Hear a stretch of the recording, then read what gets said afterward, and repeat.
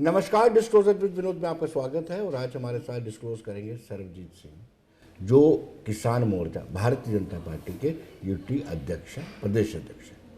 सरबजीत जी, आपका स्वागत है। बहुत बहुत अमूमन हमने देखा था कि सूखा था, जी, हल्की बारिश पड़ी है और ये राहत देने वाली बारिश नहीं है। बिल्कुल। इससे कोई फायदा नहीं होगा। किसानों की दिक्कतें निरंतर बढ़ती जा रही हैं और आपकी मॉरल रिस्पॉन्सिबिलिटी बन जाती है, क्योंकि आप रूलिंग पार्टी के किसान मोर्चा के अध्यक्ष हैं। क्या आपने कुछ जगहों पर दौरा किया, किसानों की सुध ली? बिल्कुल विनोद जी, ये कल के पहले तो आपको पता ही है कि एक ठंड पड़ रही थी, लेकिन बारिश ना तो श्रीनगर में बर्फबारी हुई, ना ही जम्मू में बारिश थी। पूरा ड्राई था। खास करके हमारा जितना भी कंडी एरिया है, यहाँ पर हालत ख़राब थे। कल बारिश हुई है, आज भी रात को हुई है, लेकिन ये थोड़ा आप ऐसे ही चिन्हित समझ लीजिए कि कोई वैसी बारिश हुई नहीं जैसी होनी चाहिए। और वैसा ही श्रीनगर में मौसम है कि अभी वैली में कोई बर्फ़बारी नहीं है। हाँ, जो ऊपर वाले एरिया हैं जैसे सोनामर्ग है, गुलमर्ग है, वहाँ ज़रूर बर्फ़बारी हुई है, लेकिन प्लेन एरिया में अनंतनाग, बारामूला, श्रीनगर कहीं पर भी बर्फ़बारी नहीं हुई है जी। तो बर्फ़बारी का भी वहाँ पर बुरा परिणाम होता है। अगर बर्फ़बारी ना हो तो किसानों ने पानी पूरे साल लेना है। ख़ास करके हमारे जो फ्रूट वाले किसान हैं, जो हमारे सेब है, अखरोट है, ये सब बर्फ़बारी पे निर्भर करता है। और हमारे इलाके में तो आप कंडी में फसलें जो हैं, गेहूं की फसल बिल्कुल सूखने के कगार पर है जी। बारिश ज़रूर हुई है, लेकिन मतलब इतनी नहीं है, बिल्कुल ऐसे एक मामूली सी बारिश हुई है। और उम्मीद है कि आगे एक दो दिन में और ज़्यादा बारिश हो, ताकि किसानों को हमारे प्लेन एरिया में भी और कंडी एरिया में भी राहत मिले। किसान और सरकार के बीच में गैप है और शायद यही कारण था कि आपने किसानों संबंधी कानून को वापस आपको लेना पड़ा, रोल बैक करने पड़े। आपके पास क्या स्ट्रेटेजी है कि किसान दोबारा से भारतीय जनता पार्टी की अगुवाई वाली एनडीए सरकार के साथ छाना बिछाना होकर के चले? देखिए विनोद जी, पिछली बार जब माननीय प्रधानमंत्री जी ने, खास करके जम्मू कश्मीर के किसानों की मैं बात करूंगा, कि सबसे बड़ा भारी भरकम बजट जो था किसानों के लिए दिया था। आपको भी पता है 5013 करोड़ रुपए का बजट था, जिसमें 200 से ज़्यादा स्कीम थी। और यहाँ तक था कि अगर कोई किसान आके इनोवेटिव कोई आइडिया देता है कि मैं ऐसे कर रहा हूँ, उसके लिए भी उसकी स्कीम को भी लागू हुआ होगा और उसको भी सब्सिडी मिलेगी। छोटी से छोटी स्कीम, आप किसान सम्मान निधि है, वहाँ से शुरू होके एक किसान जो है वो 8 करोड़ तक सब्सिडी ले सकता है। जैसे कोल्ड स्टोर थे, उन पे सब्सिडी है। डेयरी फार्म पे आप 2 करोड़ रुपया सब्सिडी है। मतलब बड़े बड़े अमाउंट भी हैं। ये नहीं है कि किसानों को सिर्फ वो वहाँ तक ही महफूज रखा माननीय प्रधानमंत्री मोदी जी ने। जो 5013 करोड़ है, उसमें आप मशरूम पे, पोल्ट्री पे, किसी भी शोबे में आप काम कीजिए, वहाँ पर भारी भरकम सब्सिडी, ज़्यादा से ज़्यादा, बड़े से बड़ा अगर कोई प्लांट लगाता है तो आप मशरूम का प्लांट लगाते हो नेशनल मशरूम मिशन में, वहाँ पर आपको 38 लाख सब्सिडी है, 67 लाख का वो प्रोजेक्ट है। इसी तरह आप डेयरी में जाते हो, 2 करोड़ रुपये मैक्सिमम सब्सिडी है डेयरी पे। 200 गाय, अगर आप गाय के बछड़े जो लुप्त हो रहे थे उनको अगर आप पालते हो 200 को, तो उनके ऊपर भी 50 लाख रुपए की सब्सिडी है जो आदमी पाल। इसी तरह भेड़ पे है, इसी तरह बकरी पे है। आप गाय के 2 यूनिट लेते हो, मतलब 1 यूनिट का मीन 2 गाय। अगर आप 1 यूनिट लेते हो तो 80,000 रुपया सब्सिडी है। अगर आप 5 यूनिट लेते हो तो 4 लाख रुपया सब्सिडी है। इसी तरह आप अगर बकरियों पे सब्सिडी लेते हो, आप भेड़ पे सब्सिडी लेते हो, आप फिशरी पे सब्सिडी लेते हो, आप हनी बी, मतलब कोई ऐसा शोबा नहीं है जिसमें 5013 करोड़ रुपया भारी भरकम जो माननीय प्रधानमंत्री मोदी जी ने सिर्फ जम्मू कश्मीर के, मतलब इतना बड़ा जो किसानों को राहत कहीं हिंदुस्तान में आबादी के हिसाब से देखा जाए तो सबसे बड़ी राहत जो थी वो जम्मू कश्मीर के किसानों को दी। और हमारे बहुत सारे लोग अभी बहुत सारी स्कीम्स में जा रहे हैं। मैं अपने इलाके की बात करता हूँ, हमारे वहाँ पर भी डेयरी फार्म एक खुला है, उसको 50 लाख रुपए की सब्सिडी मिली है। मतलब बड़े बड़े यूनिट भी अब खुलने जा रहे हैं जी। लेकिन सरबजीत जी, बहुत सारे किसानों की किसान आंदोलन में मौत भी हुई है। क्या इस सब्सिडी से उन किसानों के परिवारों को आप मना पाएंगे? देखिए, वो तो एक अपोजिशन का बहुत बड़ा एक दौर चला, आपको भी पता है कि जो कानून थे वो किसानों के हित में थे। यहाँ एमएसपी की बात करते हैं आज, ये सब चीज़ें उसमें थी। लेकिन चूंकि तब क्या था कि एक ऐसा अपोजिशन ने उसको हाईजैक कर लिया।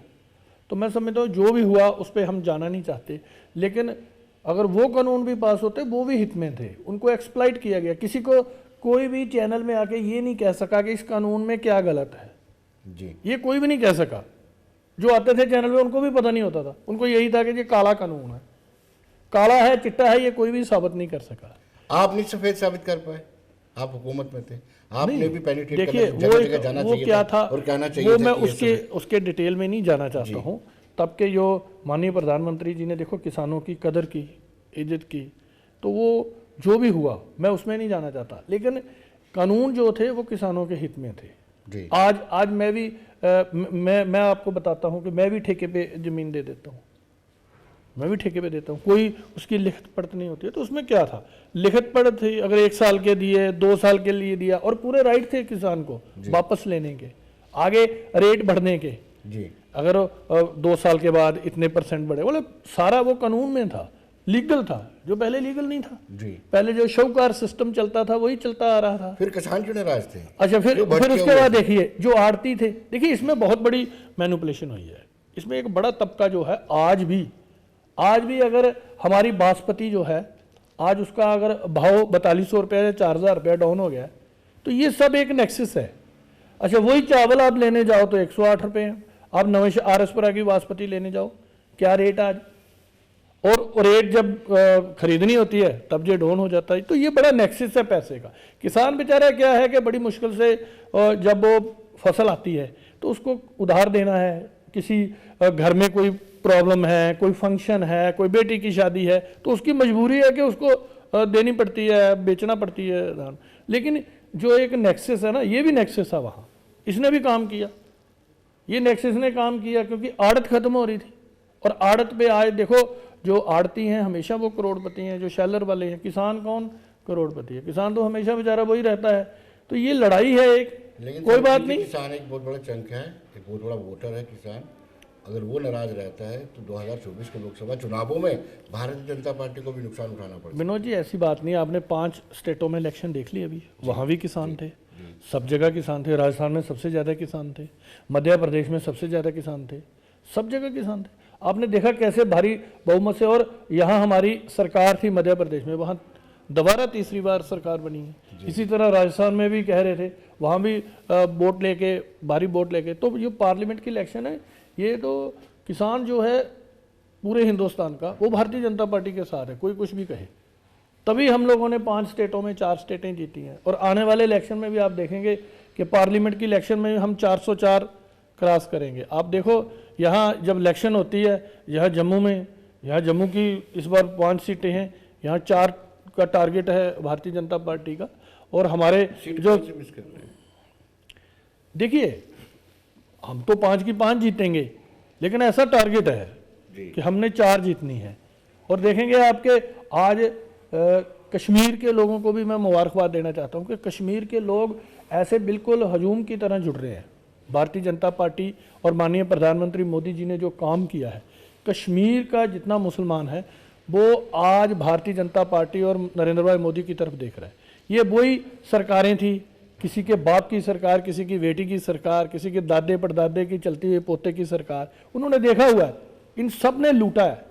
और ख़ास करके कश्मीर के जो लोग हैं उनका खून चूसा है। आज पहली बार देखो वहाँ पर आप कश्मीर में जाइए, शिकारे वाले खुश हैं, वहाँ होटल वाले खुश हैं, वहाँ टैक्सी वाला आज 1.5 लाख रुपया कमा रहा है। और थ्रोट इनके फुल जा रहे हैं, पूरे होटल फुल हैं कश्मीर के।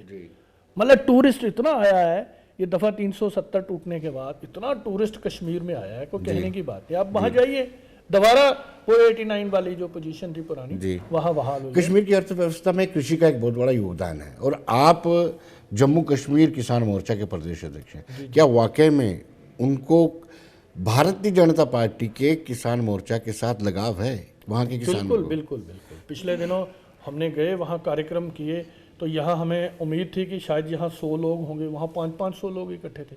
और ऐसे पूरे गांव भारतीय जनता पार्टी का दामन थामने आ रहे हैं। ये नहीं है कि मैं यहाँ बैठ के अपनी पार्टी की तारीफ कर रहा हूँ। अब देखिए कश्मीर में, यहाँ हमारे कार्यालय जाइए आप, त्रिकुटा नगर जी, यहाँ 200 लोग अगर कश्मीरी होते हैं तो 100 महज हमारे जम्मू के लोग होते हैं। जी आज मतलब इतनी वहाँ पर ओट लगी हुई है और इतनी ज्वाइनिंग हो रही है भारतीय जनता पार्टी की क़यादत में, पूरे 10 के 10 जिले, वह हमारे जिलाध्यक्ष जो हैं उनको टाइम नहीं है, मतलब इतने लोग जो हैं भारतीय जनता पार्टी का दामन थाम रहे हैं। और माननीय प्रधानमंत्री नरेंद्र भाई मोदी जी की क़यादत में बहुत ज़्यादा कश्मीरी खुश है और लेकिन उनको लोग कहते असली हैं कि आज पता चला है कि क्या फ़र्क है। लेकिन राजनीतिक अनुभव ये कहता है कि कश्मीरी सत्ता के साथ चलता है, जो दिल्ली में होगा उसके साथ ये चलते हैं। और आज आप दिल्ली में हैं तो आपके साथ चल रहे हैं। जैसे कि आपको विनोद जी पता है कि पूरी टारगेट किलिंग वहाँ हुई और सिर्फ भारतीय जनता पार्टी के कार्यकर्ताओं को ही मारा गया वहाँ चुन चुन के। जी अभी भी हमारे जो कार्यकर्ता कश्मीर में काम कर रहे हैं वो काफ़ी डरे होते हैं बेचारे, लेकिन फिर भी उनमें इतना हौसला है कि आप कहने की बात नहीं है। वहाँ पर हमारे कई कार्यकर्ताओं को बंद रखा होता है, हफ्ते में 1 बार या 2 बार निकालते हैं और वो लोग जहाँ जाते हैं वहाँ पर रोज़ ज्वाइनिंग हो रही है। रोज़ व्हाट्सएप ग्रुप में हमारे पास, जैसे मैं भारतीय जनता पार्टी किसान मोर्चे का अध्यक्ष हूँ, वहाँ हर जिला में हर कॉन्स्टिट्यूंसी में ग्रुप है, तो डेली वहाँ पर ज्वाइनिंग हो रही है, धड़ाधड़ ज्वाइनिंग हो रही है। और अभी हमने 15 फरवरी तक एक टारगेट रखा है कि 10,000 से ज़्यादा कार्यकर्ता को वहाँ किसान मोर्चा जो है भारतीय जनता पार्टी का, वो वहाँ ज्वाइनिंग करवाएगा और लोग आ रहे हैं। और टारगेट किलिंग के बावजूद भी लोगों के इतने हौसले हैं कि वो भारतीय जनता पार्टी का दामन थाम रहे हैं। तो फिर हम क्या कह सकते हैं कि जो लोग गोलियों के बीच हमारे साथ है, क्या वो वोट नहीं देंगे? ये तो ऐसे बेतुकी बातें जो है अपोजिशन वाले करते हैं। लेकिन जब आप कानून वापस लेते हैं तो आपकी इमेज छवि खराब नहीं होती है? जब आप स्टेक होल्डर से बात कर करके उनके संबंधित कानून बनाए तो शायद इस तरह का माहौल ना बनता जो बना है, क्योंकि इलेक्शन बिल्कुल नज़दीक है। बिल्कुल बिल्कुल नज़दीक है और हमें हमारे जो ऊपर वाला जितने भी हमारे लीडर हैं, मैं समझता हूँ कि वो इसको बेहतर जानते हैं और अच्छे से बात करके कानून बनना चाहिए। पहले भी जो हुआ था उसमें भी बड़े एक्सपर्ट बैठे थे, ऐसी बात नहीं है, लेकिन वो एक अपोजिशन का एक पूरा चला कि हाँ जी ये लोगों के कानून खिलाफ है, किसानों के खिलाफ है, वो मुहिम एक चली। लेकिन आज लोग महसूस कर रहे हैं, जब उनको पता चलता है कि इसमें क्या क्या था, तो लोग कहते हैं यार ये तो हमें पता ही नहीं था, हमें तो ये पता था काला कानून है। जी तो विनोद जी ये एक र्यूमर है, एक माहौल है, क्योंकि अपोजिशन के पास भी कोई एजेंडा नहीं है आज, जी कोई एजेंडा है ही नहीं है। जी कभी वो कहीं डिस्कशन कुछ करते हैं, कहीं कुछ डिस्कशन करते हैं, उनको खुद पता नहीं है। माननीय प्रधानमंत्री मोदी जी की क़यादत में जो पूरे दुनिया में हमारा जो रुतबा, जो हमारा झंडा भारत का बुलंद हुआ है पूरे दुनिया में, उसको देखते हुए सब बुखलाए हुए हैं, क्योंकि कोई अपोजिशन को पास कोई है ही नहीं मुद्दा। सरजीत जी, आपका स्लोगन है भारतीय जनता पार्टी का, सबका साथ, सबका विकास, जी सबका विश्वास। जी जी जी अगर किसान नाराज हो जाएंगे तो फिर कहीं ना कहीं वो विश्वास अविश्वास में तब्दील हो जाएगा। ये कहने की बात है विनोद जी, जैसे मैंने कहा कि 5 स्टेटों में किसान थे, कैसे भारी बहुमत से हम जीत के आए हैं। ऐसे ही आप देखिए पार्लियामेंट की इलेक्शन में पूरे हिंदुस्तान का किसान, जम्मू कश्मीर का किसान, सब भारतीय जनता पार्टी के साथ हैं, माननीय प्रधानमंत्री मोदी जी के साथ हैं। और आप देखेंगे कि कैसे हमारा जो भारतीय जनता पार्टी का पूरे हिंदुस्तान में परचम लहराएंगे और पिछली बार से भी ज़्यादा सीटें लेके भारतीय जनता पार्टी दोबारा सरकार बनाएगी। ये अपोजिशन को भी पता चल चुका है, वो भी अब डरे हुए हैं, उनको भी कोई समझ नहीं आ रही है, मुद्दा उनके पास भी कोई नहीं है। चलिए देश की बात नहीं करते, जम्मू कश्मीर के किसानों के लिए किसान मोर्चा क्या कर रहा है? किसान मोर्चा जम्मू कश्मीर के किसानों के लिए क्या कर रहा है? देखो, हमारा तो भारतीय जनता पार्टी किसान मोर्चे का, हमारा एक एक कार्यकर्ता का है कि जितनी हमारी स्कीम्स हैं, जी मोदी जी ने जितनी 200 से ज़्यादा स्कीम्स जो आज यहाँ जम्मू कश्मीर में किसानों को दी जा रही है, मेरा और मेरे जिलाध्यक्षों का और पूरी पार्टी के जितने कार्यकर्ताओं का है, ये सबका होता है कि हम किसानों को ज़्यादा से ज़्यादा डिटेल में बताएं, सभी स्कीम्स समझाएं कि ये स्कीम आपके बेनिफिट के लिए है, यहाँ इतनी सब्सिडी है, तो ताकि किसानों को अवेयर हो सके कि सरकार जो हमारे लिए जो स्कीम्स लाई हैं, सब्सिडियाँ लाई हैं, ख़ास करके आज ऑर्गेनिक खेती पे बड़ा जोर है। हम चाहते हैं कि ऑर्गेनिक खेती में देखिए, यही चावल अगर ऑर्गेनिक हो तो 300 रुपये केजी बिकते हैं, तो यही चावल अगर 100 रुपये बिकते हैं, तो किसानों को पिछले दिनों भी हमने किसान सम्मेलन किए जिसमें ऑर्गेनिक खेती पे ज़्यादा सम्मेलन हुए, और अभी भी हम 15 दिन हर एक ज़िले में ऑर्गेनिक खेती पे ही कर रहे हैं, ताकि ये जो पेस्टिसाइड है इससे हम बाहर निकल सके। पहले गोल्डन यूरिया था, अब एक और यूरिया आ गया है, तो मैं समझता हूँ कि ऐसा हम वो चीज़ें करें जिससे पेस्टिसाइड और हमारी जो धरती माँ है जी इसको बचाया जा सके, क्योंकि इसमें जितना पेस्टिसाइड और जितनी खादें डालेंगे उतना ये इसका नाश होगा और हमारी सेहत पे भी असर पड़ेगा। ये लेकिन तो सर इससे प्रोडक्शन तो कम हो जाती है, ऑर्गेनिक खेती में प्रोडक्शन नहीं, अभी तो का गिराव गिरता है। आजकल तो ऐसे बीज आ गए हैं कि ऑर्गेनिक खेती में सिर्फ ये है कि थोड़ी सी मेहनत है, क्योंकि हम लोग ईजिली काम ढूंढते हैं, तो अगर उसमें थोड़ी मेहनत है तो पैसे भी डबल मिलते हैं। मैं आपको बताना चाहता हूं कि मेरे उपाध्यक्ष हैं भारतीय जनता पार्टी किसान मोर्चे के एक रोहित वर्मा जी, उन्होंने हल्दी ऑर्गेनिक लगाई है यहाँ पर। तो वो हल्दी जो है वो वर्टिकल गार्डनिंग हुई है, पूरी ऑर्गेनिक हल्दी है, और एक कंपनी उठा रही है और 70 लाख रुपए की वो हल्दी हर साल उठाते हैं। आप मुझे बताइए कि 3 एकड़ में कहाँ 70 लाख रुपए आपको मिलेगा। जी और वर्टिकल गार्डनिंग की है 7 छत में ऐसे ऑर्गेनिक। जी कभी मेरे पास वीडियो हो तो मैं आपको बताऊंगा, मैं उसको बोलूँगा कि भेजेंगे। ये यहाँ पर मुट्ठी की बात है। तो अगर किसानों को देखो आय तभी दुगनी होगी जब हम अपना जो एक ट्रेडिशनल कल्चर उससे हटके लेटेस्ट चलेंगे। तब उनको अवेयर भी तो करना पड़ेगा, बिल्कुल, यूनिवर्सिटी बिल्कुल, को भी उनके बिल्कुल। साथ इसीलिए हम एग्रीकल्चर यूनिवर्सिटीज को भी, आपको भी, और जितने भी कांग्रेस जो लीडर हैं बाकी किसान लीडर उनको जी भी जी aware- बिल्कुल, जब तक हम अपने आप को अपडेट नहीं ना करेंगे तब तक हम वही पुराने जो एक गेहूं है और चावल हैं, 2 फसलें हम लगा देते हैं बस। जब तक हम अपडेट नहीं अपने आप को करेंगे तब तक हम बिल्कुल किसान की आय जो है वो डबल ट्रिपल नहीं कर सकते। आज किसान का ये हाल है कि किसान को अगर उसके लड़के ने शादी करनी हो तो कोई लड़की नहीं देता है कि ये किसान है। और कभी किसान जो है, अच्छा फॉरेन में चले जाओ तो किसान सबसे उत्तम धंधा है, लेकिन इंडिया में इतना डाउन है कि किसान को आहिस्ता आहिस्ता, तभी तो माननीय प्रधानमंत्री मोदी जी ने इतनी स्कीम्स दी हैं कि किसान जो है वो आगे आए। और साथ साथ देखो जो कैश क्रॉप फसलें हैं उन पे भी ध्यान दे, जी उन पे भी ध्यान दे। और साथ में जैसे देखिए गाय पालना है, भैंस पालना है, या हमारे बकरियाँ हैं, या भेड़ है, वी है, मतलब बहुत सारा फिशरी है, ये सारे जो काम है ये सब किसानी में अब ऐड हो गए हैं। तो ये सारे किसानों के काम है और इसमें बहुत भारी भरकम सब्सिडियाँ आई हैं, बड़े बड़े आप प्रोजेक्ट लगाइए। तो ये मुद्दा जो है, और अब फर्क पड़ रहा है पिछले 1.5-2 साल से। मेरे अपने इलाके में 12-13 लोग जो थे उन्होंने कसम खाई थी कि हम ऑर्गेनिक फसलें उगाएंगे, और स्टार्ट हो गए। उनके तरफ देख के और भी बहुत सारे लोग जो हैं इस साइड जा रहे हैं। जब उनको पता चलता है कि इतना मुनाफा है तो इंसान सोचता है कि यार अगर मैं मेहनत करता हूँ 4 गुना 5 गुना मिलता है तो क्यों ना हम यही करें। तो थोड़ा सा ये होता है, देखा देखी भी होता है। जैसे जैसे किसान पालेंगे, स्ट्रॉबेरी है, स्ट्रॉबेरी की तरफ जा रहे हैं, जो अच्छी कैश क्रॉप है उनकी तरफ जा रहे हैं। तो मैं समझता हूँ कि आने वाले टाइम में जैसे एक सरकार की तरफ से पहल हुई है, ये पक्का ये होगा। और माननीय हमारे जो मनोज सिन्हा जी हैं एलजी यहाँ के, उन्होंने भी बड़ा इनिशिएटिव लिया, खास करके ये जो बजट था 5013 करोड़ रुपया सेंटर से जो पैकेज लाया यहाँ पर, तो मैं उनका भी धन्यवाद करता हूँ। और उन्होंने हर पंचायत में कैंप लगवाई है, अवेयरनेस कैंप हम भी लगा रहे हैं, हर पंचायत लेवल पर भी ये कैंप लगे। इन टर्म बजट पेश होने वाला कल उससे क्या उम्मीद है, किसानों को क्या मिल सकता है? देखिए बहुत ज़्यादा उम्मीद है, और ख़ास करके हमें इतना ज़्यादा भरोसा अपने ऊपर नहीं है जितना हमें माननीय प्रधानमंत्री मोदी जी पे भरोसा है।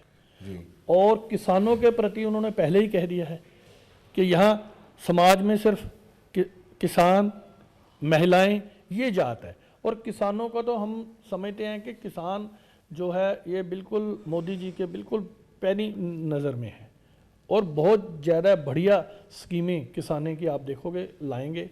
और हमें पूरी उम्मीद है कि जैसे पहले उन्होंने इतना बड़ा बजट जम्मू कश्मीर को दिया, पूरे हिंदुस्तान में भी किसानों के प्रति वो बिल्कुल हमें पूरा यकीन है कि वो बहुत अच्छा करेंगे हमारे लिए। आपकी नैतिक जिम्मेदारी बनती है किसानों को अवेयर किया जाए। क्रॉप इंश्योरेंस को लेकर के किसान पूरी तरह से अवेयर नहीं, बड़े कम किसानों ने अपना इंश्योरेंस करवाया। जी बिल्कुल सही बात है, ये आपकी सही बात है। उसकी क्या वजूहत क्या है?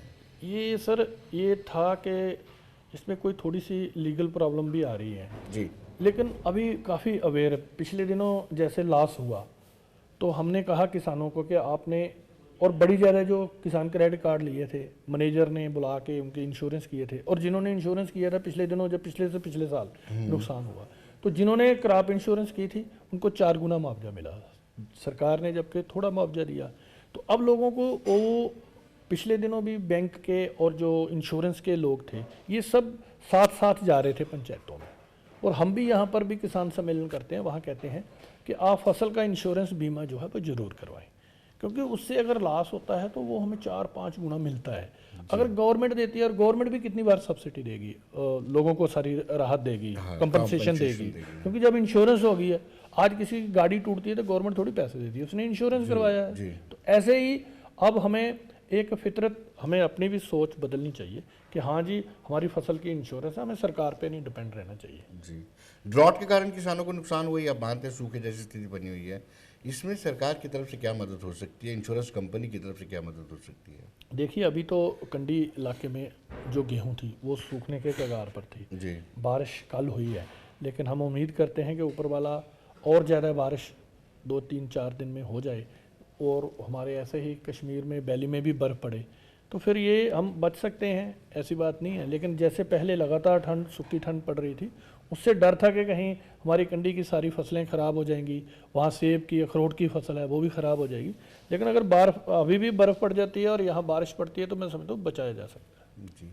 क्या आपको नहीं लगता है कि विभागों के बीच में तालमेल होना चाहिए? जैसे मौसम विभाग है, उसका तालमेल होना चाहिए, इरिगेशन डिपार्टमेंट का तालमेल होना चाहिए, एग्रीकल्चर डिपार्टमेंट का तालमेल होना चाहिए, हॉर्टिकल्चर का तालमेल होना चाहिए, वैसे ही इरिगेशन का भी तालमेल होना चाहिए। बिल्कुल जम्मू यूनिवर्सिटी, जो एग्रीकल्चर यूनिवर्सिटी, उनमें समन्वय तालमेल होना चाहिए कि ऐसी प्राकृतिक आपदा बने उससे पहले उनको सूचना मिल जाए। इस बार ड्रॉट हो सकता है, जी, साइंस ने बिल्कुल इतनी तरक्की कर ली है। बिल्कुल। अभी चूंकि अब तो देखो 10 दिन का पता चल जाता है। आज हम बैठ के मोबाइल पे देख लेते हैं कि कल कितनी बारिश है, परसों कितनी बारिश है, आने वाले 10 दिन में क्या हो रहा है। तो आज किसान भी बड़ा अवेयर है। लेकिन अगर ऊपर वाले के ऐसे बिल्कुल सूखा पड़ जाता है तो मैं समझता हूँ कि सरकार को भी आगे आना चाहिए, और ख़ास करके हमारे जो कंडी के किसान हैं ख़ास करके उनको राहत की ज़रूरत है। बिल्कुल जी, जो प्लेन एरिया है यहाँ पर पानी ऊपर है, वहाँ तो नहीं मैं कह सकता कि वहाँ अभी ठीक है पोजीशन, लेकिन कंडी सूख रही थी अभी गेहूँ, मैं खुद भी गया, वहाँ सूख रहे थे पौधे सारे। लेकिन अगर बारिश लगातार होती है तो मैं समझता हूँ कि फिर थोड़ा राहत दी जा सकती है। लेकिन अगर सूखा पड़ता है तो जैसे पहले हमारे मनोज सिन्हा जी ने कंपनसेशन दी थी, तो हम उम्मीद करते हैं किसान के अगर ऐसा होता है तो सरकार हमें जरूर सहायता करेगी। ये प्राकृतिक आपदा है जिसको नेचुरल कैलेमिटी कहते हैं, कभी भी हो सकती है। क्या कंडी एरिया में ऐसा कोई सोर्स बनाया जा सकता है जिससे उनको जो फसल है उनकी इरिगेट की जा सके? मैं एक बात यहाँ खुल के करना चाहता हूँ कि आज से कई साल पहले क्या हुआ था, लिफ्ट इरिगेशन की एक स्कीम चली थी तभी से, जी, जो बंद होगी बदकिस्मती से। उस पर करोड़ों रुपया यही फारूक सरकार ने लगाया, और बाद में मतलब इनका क्या है कि स्कीम लॉन्च की और पूरा पैसा लगा दिया, जब टेल पे पानी के लिए, लिफ्ट के लिए मोटरें देनी थी तो वहाँ आके ख़त्म कर दिया, और इतना पैसा लगाया ये राया में। तो मैं समझता हूँ कि अगर तवी से और चिनाब से लिफ्ट इरिगेशन कंडी के लिए उस साइड भी और इस साइड भी कठुआ तक ऊपर ऊपर किया जाएगा। देखो हमारी ज़मीन तो बहुत फर्टाइल है कंडी की भी, ऐसी बात नहीं है। अगर पानी मिले, जितनी बढ़िया सब्जी कंडी में हो सकती है ना, उतनी नीचे नहीं हो सकती है। और अगर लिफ्ट इरिगेशन, करोड़ों रुपया हम दे रहे हैं लिफ्ट इरिगेशन में, क्या है कि यहाँ से पानी लिफ्ट करके बड़ी पाइपों में, जैसे उन्होंने स्कीम बनाई थी, बड़ी पाइपों में कंडी में साथ साथ जाएगा और वहाँ से छोड़ा जाएगा, ताकि यहाँ जहाँ किसानों की ज़मीनें हैं वहाँ जा सके पाइपलाइन से। ये एक स्कीम बनी थी। अगर वो दोबारा इंप्लीमेंट होती है, मैं समझता हूँ कि जैसे नहरें, हम प्लेन एरिया में, नहर तो कंडी पे नहीं चढ़ सकती है, वो तो प्रॉब्लम है। लेकिन लिफ्ट इरिगेशन स्कीम में अगर हम कंडी को लें तो हमारा पूरा एरिया जो है ना कठुआ तक, ये पूरा फर्टाइल हो सकता है, और किसान जो है हमारे जो कंडी के रहने वाले वो भी संपन्न हो सकते हैं। हर एक सब्जी जो है, और बढ़िया सब्जी, क्या करेले, क्या गाजर, मूली, हर एक चीज़ जो है ना वो कंडी में हो सकती है, क्योंकि वहाँ पर रेतली नहीं है ज़मीन तो बड़ी फर्टाइल है, सिर्फ पानी मिलना चाहिए। तो ये एक स्कीम है। टेल एंड तक वाटर जाता था, हमने देखा था, हम गाँव जाते थे, छोटे छोटे चैनल बने हुए थे। जी जी, उसमें किसानों की भी गलती है, वो तोड़ देते हैं अपने खेत में जाने के लिए। हाँ प्लेन एरिया में ऐसा है, क्योंकि इसमें क्या हो गया कि विनोद जी, एक क्रांति आई। पहले हम नहरों पे डिपेंड थे, एक ऐसी क्रांति आई कि जिसमें हमने ग्राउंड से वाटर निकालना शुरू कर दिया।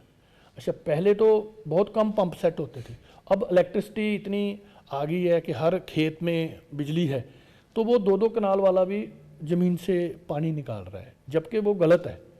और हम नहरों पे डिपेंड नहीं रहे, तो हमने वो आसान तरीका देखा और पूरा आज धरती माता की पूरे गर्भ से हम पानी निकाल के, और पानी का लेवल भी डाउन जाता जा रहा है। और इसके लिए भी आज कह रहे हैं कि ये बहुत बड़ी आफत जो है पूरे हिंदुस्तान में आ सकती है। बड़ी जगह पंजाब में तो बिल्कुल इन्होंने खोखला कर दिया है, ज़मीन का बड़ा डाउन चला गया लेवल, और यहाँ पर भी हो रहा है, हमारे जम्मू में भी हो रहा है। तो पहले हम डिपेंड करते थे नहरों पे, अब नहरों पे कम डिपेंड होने से उन्होंने तोड़ दिए, कुछ कर दिए, लेकिन देखो आने वाले टाइम में दोबारा नहरें आएंगी जी। जब लेवल डाउन जा रहा है, अब मोटरें भी काम नहीं कर रही हैं। ये मैं अपने इलाके की बात कर रहा हूँ। सर जी, आखिरी सवाल आपसे, जब हम पेस्टिसाइड्स यूज़ करते हैं, यूरिया यूज़ करते हैं, तो पानी भी पोल्यूटेड होता है? बिल्कुल जो बिल्कुल अंदर है। बिल्कुल, ये नीचे तक देखिए, ये जो पेस्टिसाइड है कहते हैं कि ये 5500 साल तक रहता है, पता नहीं सच है, साइंसदानों का कहना है। ये जहर है, ये हमारी ज़मीन में चला जाएगा और ये मतलब कम नहीं होता है, ये वही रहता है, 5500 साल इसकी लाइफ है। ऐसे ही पॉलीथीन की कहते हैं। तो ये सारा जहर है, और हमारी जो धरती माता है उसे, उसके गर्भ में समझ लो जितना पेस्टिसाइड फेंकेंगे उतना जहर हम घोलेंगे। फॉरेन में देखो आज पेस्टिसाइड की फैक्ट्रियाँ बंद हो गई हैं। यूरोप में, पूरे यूरोप में एक पेस्टिसाइड की फैक्ट्री नहीं है, वो बाहर से लेते हैं और बहुत कम लेते हैं। लेकिन हम लोग चूँकि आसान तरीका है, और देखिए कैंसर, घुटनों की दर्द, शुगर, ये सारी बीमारियाँ इसी से हैं। और माननीय प्रधानमंत्री मोदी जी ने देखो कहा है कि मोटा अनाज जिसको हम छोड़ चुके हैं, मिलेट्स अब पूरा साल मिलेट्स पे बनाया जा रहा है। हम बाजरा खाते ही नहीं, जिसमें सबसे ताकतवर अनाज जो इंसान का था, जब इंसान इस धरती पे आया तो सबसे पहला अनाज जो था वो बाजरा था जी। बाजरे को हमने छोड़ दिया, मक्की को छोड़ दिया, जवी को छोड़ दिया, जो वो एक जिनमें कोई बीमारी नहीं होती है, इंसान को मजबूत बनाते हैं, तो हमने वो इजी। और गेहूं और चावल दोनों में बीमारियां हैं जी। और हमें चाहिए कि मिलेट्स के ऊपर दोबारा पुराना आ जाए। जब हम छोटे थे हम बाजरे की रोटी घर में खाते थे पूरे सर्दियों में, लेकिन आज हमारी जो महिलाएं भी बनाने में करताती हैं और हम बाजरा नहीं खा रहे हैं, ना मक्की खा रहे हैं। तो इस साइड भी हमें सोचना चाहिए। सरबजीत जी, उम्मीद करते हैं कि बजट में किसानों के लिए बहुत बेहतर हो। धन्यवाद। बहुत बहुत शुक्रिया विनोद जी। तो दर्शकों, बने रहिए देश दुनिया की खबरों के लिए और मुझे दीजिए इजाज़त। नमस्कार।